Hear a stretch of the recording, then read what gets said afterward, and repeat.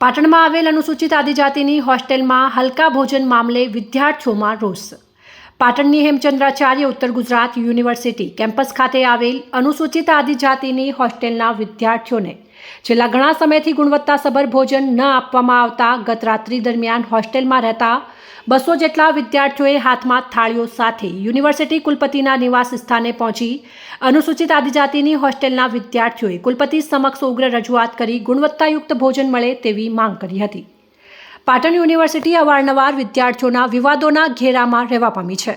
ત્યારે યુનિવર્સિટી પરિસર ખાતે આવેલ અનુસૂચિત આદિજાતિની હોસ્ટેલમાં છેલ્લા 1 વર્ષથી ભોજન ગુણવત્તાસભર ન આપવામાં આવતા વિદ્યાર્થીઓ દ્વારા અનેક વખત યુનિવર્સિટીના સત્તાધીશોને આ અંગે રજૂઆત કરી હતી, પણ યુનિવર્સિટીના સત્તાધીશો આ હોસ્ટેલનું સંચાલન સમાજ કલ્યાણ વિભાગ પાલનપુર ખાતેથી થતું હોવાનું જણાવી વિદ્યાર્થીઓને રજૂઆત માટે પાલનપુર ધકેલતા હોવાથી વિદ્યાર્થીઓ સમાજ કલ્યાણ વિભાગ પાલનપુર વિભાગમાં આ અંગે રજૂઆત કરવા જાય તો ત્યાંથી આ હોસ્ટેલનું સંચાલન પાટણ યુનિવર્સિટીનું સંચાલન હોવાનું જણાવતા હોય છે. ત્યારે વિદ્યાર્થીઓના ગુણવત્તાયુક્ત ભોજનની રજૂઆત મામલે વિદ્યાર્થીઓને ધક્કા ખાવાનો વારો આવતા ગત રાત્રે ગુણવત્તાસભર ભોજન આપવામાં આવે તેવી ઉગ્ર માંગ સાથે 200 જેટલા વિદ્યાર્થીઓએ હાથમાં થાળીઓ લઈને યુનિવર્સિટી કેમ્પસમાં આવેલા કુલપતિ નિવાસના